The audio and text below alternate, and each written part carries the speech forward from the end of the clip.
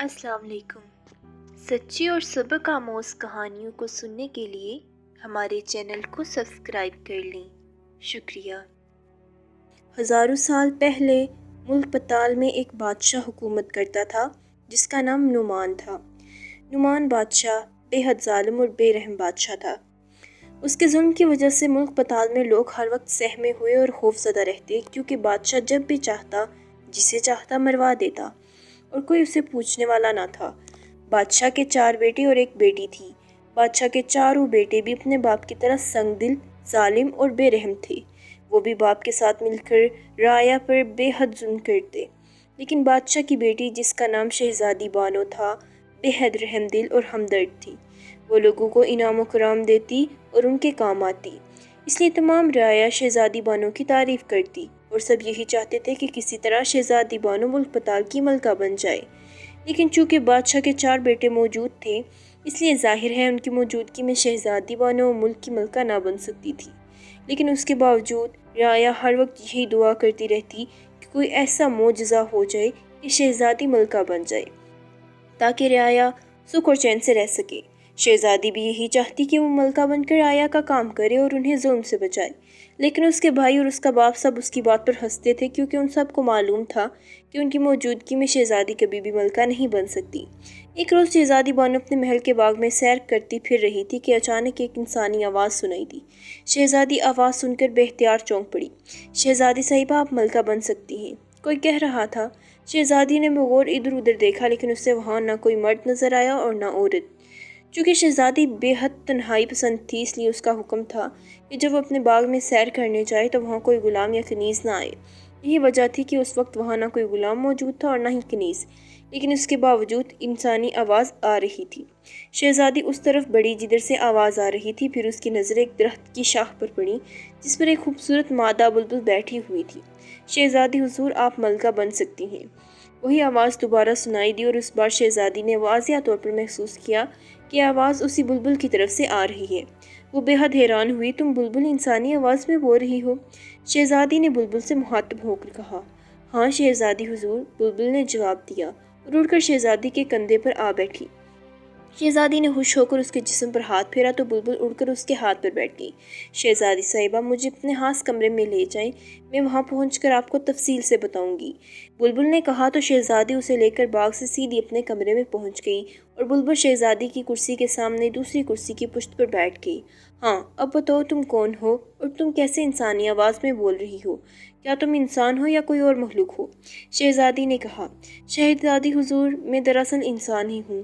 میں ملک چین کی شہزادی ہوں، میرا نام شہزادی بلبل ہے۔ آپ کے ملک پتال کے شمال مشرق میں ایک ویران پہاڑی علاقہ ہے، اس میں خوفناک، طاقتور اور انتہائی برا جادوگر رہتا ہے جس کا نام بابو جادوگر ہے۔ اس جادوگر نے مجھے میرے محل سے اٹھا لیا اور مجھے مجبور کیا کہ میں اس سے شادی کروں۔ میرے انکار پر اس نے غصے میں آ کر مجھے مادہ بلبل بنا دیا اور ایک پنجرے میں ڈال کر اپنے باغ میں لٹکا دیا۔ نہ جانے کتنا عرصہ میں پنجرے میں قید رہی۔ ایک روز ایک نیک بزرگ کا وہاں سے گزر ہوا تو انہوں نے میری حالت پر رحم کھایا اور مجھے پنجرے سے آزاد کر دیا اور ساتھ ہی یہ طاقت بھی دے دی کہ میں انسانی آواز میں بات کر سکوں۔ لیکن بزرگ نے بتایا کہ میں اس وقت تک انسانی روپ میں واپس نہیں آ سکتی جب تک بابو جادوگر کا خاتمہ نہیں ہو جاتا۔ میرے پوچھنے پر اس نے ایک نیک بزرگ نے بتایا کہ ظالم جادوگر کا خاتمہ اس دنیا میں صرف ملک پتال کی شہزادی بانو کر سکتی ہے، وہ بھی اگر شہزادی بانو اپنے ساتھ ملک پتال کے سب سے بڑے تاجر سماکو کے اکلوتے بیٹے ماہی کو ملا لیں اور اس سے شادی کا وعدہ کر لیں، پھر وہ دونوں مل کر اس جادوگر کا خاتمہ کر سکتے ہیں، اور اگر جادوگر کا خاتمہ ہو جائے تو پھر شہزادی بانو اپنے ملک کی ملکہ بھی بن جائے گی، کیونکہ بادشاہ اور اس کے چاروں بیٹوں کو بابو جادوگر کی طاقت حاصل ہے۔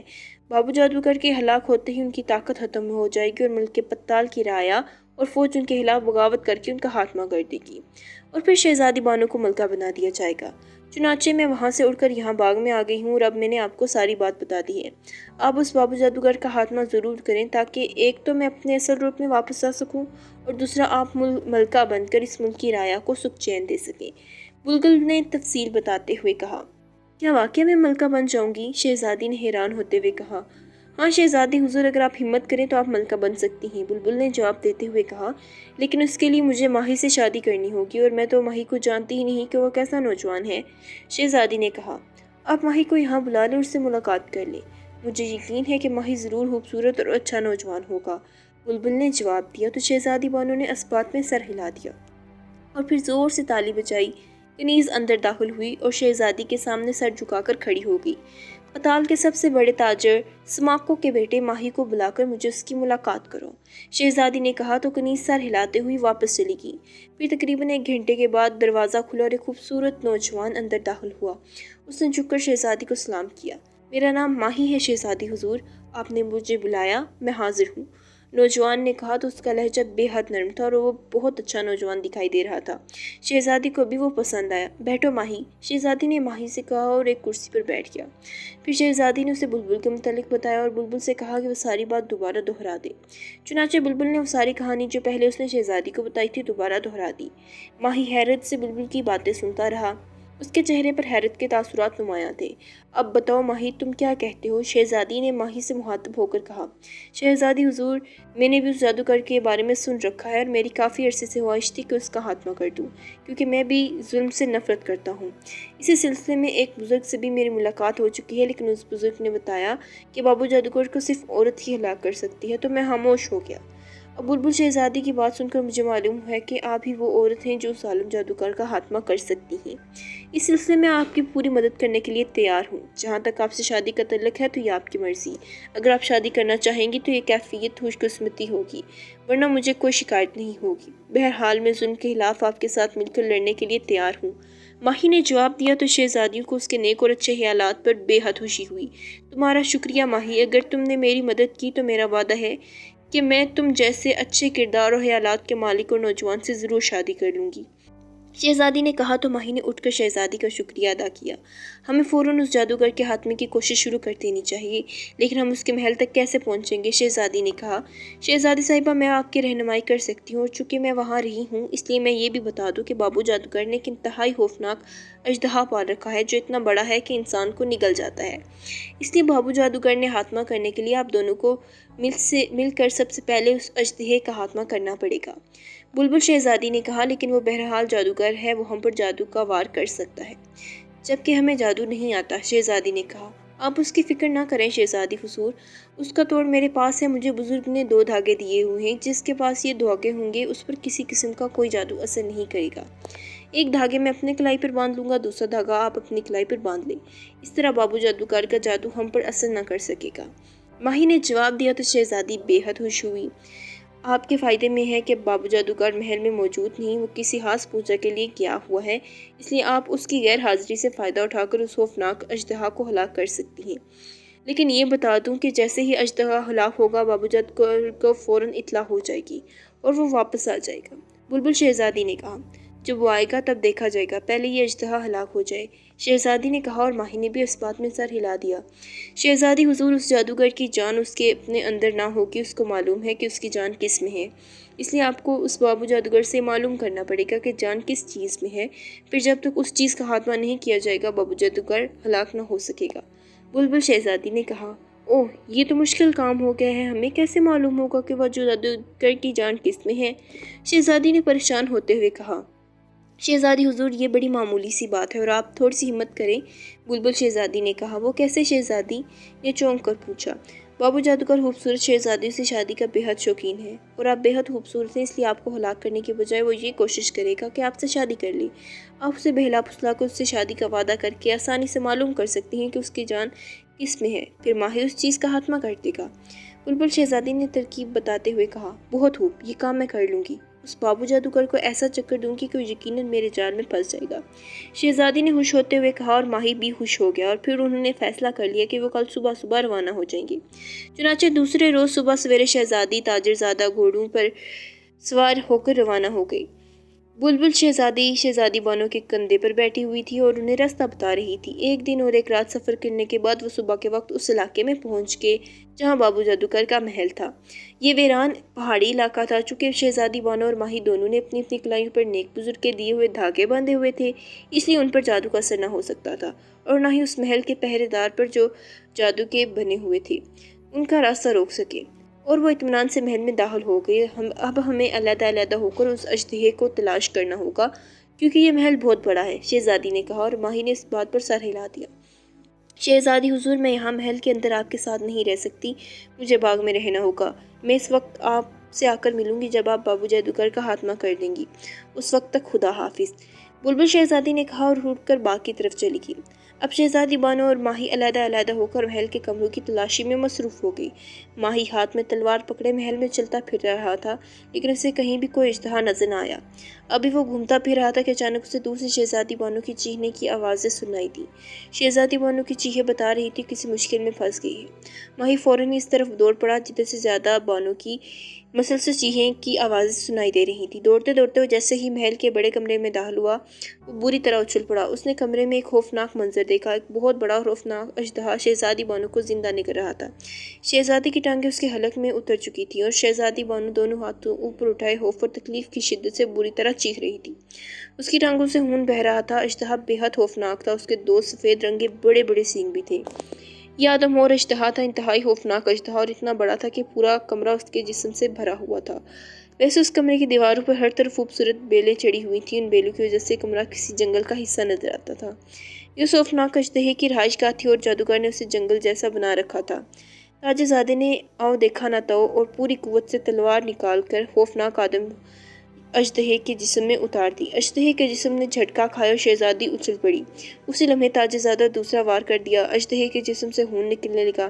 اس بار آدھے سے زیادہ تلوار اژدہے کے جسم میں اتر گئی اور تکلیف کی شدت سے اس کا منہ کھلا اور اپنے سر کو جھٹکا دیا تو شہزادی اس کے منہ سے نکل کر دور جا گری اور آدم زاد اژدہے نے منہ کھول کر ماہی پر حملہ کر دیا۔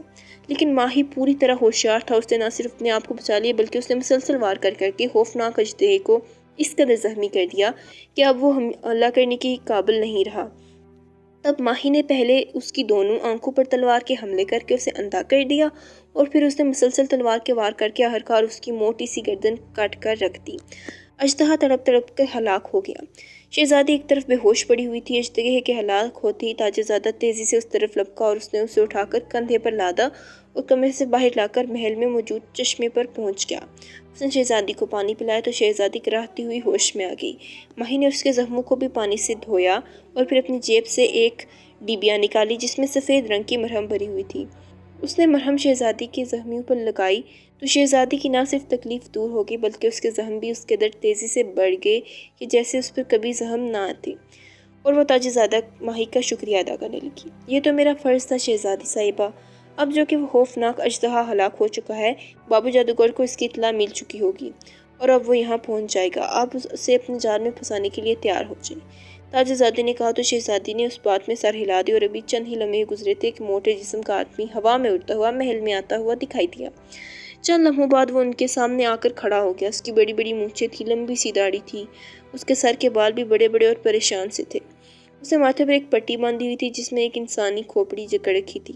اس کے چہرے پر غصے کے آثار تھے۔ یہ بابو جادوگر تھا۔ تم دونوں نے میرے پالتو اژدہے کو مار دیا ہے، میں تمہیں ہلاک کر دوں گا، بابو جادوگر نے غصے سے چیختے ہوئے کہا۔ جناب، یہ اژدہا میری شہزادی بانو کو زندہ نگل رہا تھا، اس لیے میں نے اسے ہلاک کر دیا ہے، حالانکہ میری آقا شہزادی بانو یہاں آپ سے ملنے آئی تھی۔ تاجر زادہ ماہی نے بابو جادوگر کو بڑے مؤدبانہ انداز میں سلام کرتے ہوئے کہا۔ مجھ سے ملنے کیوں؟ بابو جادوگر نے حیران ہو کر شہزادی کی طرف دیکھتے ہوئے کہا۔ اس کی آنکھوں میں چمک آ گئی تھی۔ ہم نے سنا تھا کہ تم بہت بڑے اور طاقتور جادوگر ہو اور ہمیں بچپن ہی سے شوق ہے کہ ہم بھی طاقتور اور بڑے جادوگر سے شادی کریں، اس لیے میں اپنے غلام کے ساتھ یہاں آئی ہوں، لیکن یہاں اس خوفناک اژدہے نے مجھے جان سے مار ڈالنا چاہا، اس لیے میرے غلام نے اسے ہلاک کر دیا۔ تم کون ہو؟ تم بابو جادوگر ہو؟ شہزادی نے مسکراتے ہوئے کہا۔ تو بابو جادوگر کا چہرہ خوشی سے پھول کی طرح کھل اٹھا۔ ہاں، میں ہی ہوں، بابو جادوگر ہوں اور اس دنیا کا سب سے بڑا طاقتور جادوگر ہوں، بابو جادوگر نے خوش ہوتے ہوئے کہا۔ لیکن ہم نے تمہارے پالتو اژدہے کو مار دیا ہے، پھر شہزادی نے کہا۔ ارے لعنت بھیجو اژدہے پر، تم جیسی خوبصورت اور نوجوان شہزادی جو ملنے آئی ہو اور مجھ سے شادی کی خواہش مند ہو، اس نے نگلنا چاہا، اس لیے مرنا چاہیے تھا اسے، مجھے اب اس کی موت پر کوئی افسوس نہیں، جادوگر نے کہا۔ تم بہت اچھے اور خوبصورت جادوگر ہو، ہم تم سے شادی کرنے کے لیے تیار ہیں۔ تمہیں معلوم ہوگا کہ ہم ملک پتال کی شہزادی بانو ہیں، میرا باپ بادشاہ نعمان اور میرے 4 بھائی نہیں مانیں گے، کیا تم انہیں منوا لو گے؟ شہزادی نے کہا کہ فکر مت کرو شہزادی، ان کی ساری طاقت میرے ہاتھوں میں ہے، ورنہ وہ جس قدر ظالم ہیں، اب تک ملک کی رایا ان کو کب کا ختم کر چکی ہوتی، فوج ان کے خلاف بغاوت کر چکی ہوتی اور انہیں ہلاک کر دیا جاتا۔ تم فکر نہ کرو، تم مجھ سے شادی کر لو، میں تمہیں پتال کی ملکہ بنا دوں گا، بابو جادوگر نے خوش ہوتے ہوئے کہا۔ ٹھیک ہے، ہمیں اپنے محل کے کسی کمرے میں لے چلو، ہم تم سے کچھ باتیں کرنا چاہتی ہیں۔ شہزادی نے کہا تو بابو جادوگر راضی ہو گیا اور شہزادی کو ساتھ لے کر انتہائی خوبصورت کمرے میں آ گیا۔ ماہی چونکہ اپنے آپ کو شہزادی کا غلام کہہ چکا تھا، اس لیے وہ کمرے سے باہر رہ گیا، لیکن اس نے اپنے کان دروازے سے لگا رکھے تھے تاکہ شہزادی اور بابو جادوگر کے درمیان ہونے والی گفتگو سن سکے۔ ہاں اب تو شہزادی، تم مجھ سے کیا باتیں کرنا چاہتی ہو؟ بابو جادوگر نے کہا۔ بابو جادوگر، تم واقعی طاقتور جادوگر ہو، لیکن ہو سکتا ہے تمہاری جان کسی اور چیز پہ ہو اور کوئی اس چیز کا خاتمہ کر دے اور تم ہلاک ہو جاؤ اور میں بیوہ ہو جاؤں۔ اس لیے پہلے تمہیں بتانا ہوگا کہ تمہاری جان کس میں ہے، شہزادی نے کہا۔ اوہ، اس کی فکر مت کرو، میری جان اس چیز میں ہے جس کے بارے میں کوئی سوچ بھی نہیں سکتا۔ مجھے معلوم تو ہو آخر تم نے تمہاری بیوی بننا ہے، کیا تمہیں مجھ پر اعتبار نہیں؟ شہزادی نے لاڈ بھرے لہجے میں کہا۔ ارے ایسی کوئی بات نہیں، تم سے میں کیوں چھپاؤں گا؟ سنو، اس محل کے آخری حصے میں ایک کمرہ جس کا رنگ سرخ ہے، اس کمرے کے اندر سرخ رنگ کا قالین بچھا ہوا ہے، اس قالین کے اندر سفید رنگ کا پھول بنا ہوا ہے، اس پھول کے درمیان میں ایک سنہرے رنگ کا دھاگا ہے، اس دھاگے میں میری جان ہے، جب تک کوئی اس دھاگے کو اس پھول سے توڑ کر نہ نکالے گا میں نہیں مر سکتا۔ اب تم بتاؤ، کسی کو اس کا خیال آ سکتا ہے بھلا؟ بابو جادوگر نے بڑے فخریہ لہجے میں کہا۔ وہ کمرہ بھی تو بند ہوگا، اسے تو کوئی کھول بھی نہیں سکتا ہوگا، شہزادی نے پوچھا۔ ہاں، اس کمرے کے دروازے پر ایسا تالا لگا ہوا ہے جس پر حروف بنے ہوئے ہیں، جب تک کوئی ان حروف کو ملا کر بابو کا لفظ نہیں بنائے گا تالا نہیں کھل سکے گا اور نہ کوئی کمرے میں جا سکے گا، بابو جادوگر نے کہا۔ پھر ٹھیک ہے، اب میں مطمئن ہوں، اب تم ایسا کرو کہ میرے لیے اصلی کھانا منگواؤ، مجھے بھوک لگ رہی ہے، شہزادی نے کہا۔ تو بابو جادوگر نے تالی بجائی۔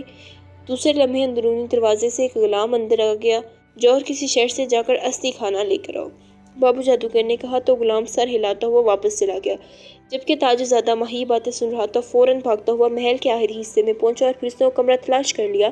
اس نے تالے پر حروف سے ملا کر بابو کا لفظ بنایا تو تالا کھل گیا اور تاج زادہ دروازہ کھول کر کمرے میں داخل ہو گیا۔ یہاں واقعی فرش پر ایک سرخ رنگ کا قالین بچھا ہوا تھا جس کے درمیان سفید رنگ کا پھول تھا، اس پھول کے درمیان سنہری رنگ کا دھاگا بھی تھا۔ کمرے کی دیواروں کا سرخ رنگ تھا، اس لیے سنہری دھاگا نظر آ رہا تھا۔ چونکہ تاج زادہ ماہی کو علم تھا، اس لیے غور سے دیکھنے پر وہ دھاگا نظر آ گیا۔ اس نے جلدی سے خنجر نکالا اور خنجر کی مدد سے اس نے یہ سنہری دھاگا توڑ کر پھول سے باہر نکال لیا اور پھر خنجر کی مدد سے اس کے ٹکڑے ٹکڑے کر دیے۔ اب اسے تسلی ہو گئی تھی کہ اب بابو جادوگر آسانی سے ہلاک ہو سکے گا۔ چنانچہ وہ خنجر اٹھا اس کمرے سے نکلا اور دوڑتا ہوا اس کمرے میں پہنچا جہاں بابو جادوگر شہزادی بانو کے پاس بیٹھا کھانے کا انتظار کر رہا تھا۔ اسے معلوم ہی نہ ہو سکا کہ ماہی نے وہ دھاگا توڑ دیا ہے۔ ماہی کمرے میں داخل ہوا۔ تم کیوں اندر آئے ہو؟ باہر جاؤ، بابو جادوگر نے اسے اندر آتے دیکھ کر غصے سے چیختے ہوئے کہا۔ میں تمہاری موت من کر آیا ہوں، ظالم جادوگر، ماہی نے اس کے قریب جا کر کہا اور پھر بجلی کی سی تیزی سے اس نے خنجر نکالا اور بابو جادوگر کے سینے میں اتار دیا۔ بابو جادوگر کی جان والا دھاگا چونکہ ٹوٹ چکا تھا، اس لیے بابو جادوگر اپنے آپ کو نہ سنبھال سکا۔ چند لمحوں تک تڑپنے کے بعد ہلاک ہو گیا۔ اس کے ہلاک ہوتے ہی ہر طرف دھواں سا چھا گیا اور پھر اس دھوئیں میں سے بابو جادوگر کی روتی ہوئی آواز سنائی دی۔ میرا نام بابو جادوگر تھا، مجھے شہزادی بانو اور ماہی نے دھوکے سے مار ڈالا۔ جب آواز بند ہوئی تو دھواں بھی چھٹ گیا۔ اب سارا محل غائب ہو چکا تھا۔ ایک طرف سے خوبصورت شہزادی دوڑتی ہوئی آئی اور شہزادی بانو سے لپٹ گئی۔ میں بلبل شہزادی ہوں، اس لڑکی نے کہا تو شہزادی بانو اس کے اصل روپ میں آ جانے پر بے حد خوش ہوئی اور پھر وہ سب گھوڑوں پر سوار ہو کر واپس اپنے محل پہنچ گئے۔ چونکہ بابو جادوگر ہلاک ہو چکا تھا، اس لیے بادشاہ اور اس کے بیٹوں کی طاقت بھی ختم ہو چکی تھی۔ چنانچہ شہزادی کے حکم پر فوج اور رعایا نے بغاوت کر دی اور پھر ظالم بادشاہ اور اس کے ظالم بیٹوں کو ہلاک کر دیا گیا۔ شہزادی بانو کو ملکہ بنا دیا گیا۔ پھر شہزادی نے ماہی سے شادی کر لی۔ ملک پتال میں کئی روز تک شادی کی خوشی میں جشن منایا جاتا رہا۔ بلبل شہزادی کو شہزادی بانو نے اپنے خاص محافظوں کے ساتھ اس کے ملک واپس بھجوا دیا اور پھر ملکہ بانو اور اس کے شوہر ماہی نے رعایا کو اس قدر سکھ دیا کہ ساری رعایا خوشحال ہوگی اور سب ہنسی خوشی اور چین سے زندگی بسر کرنے لگے۔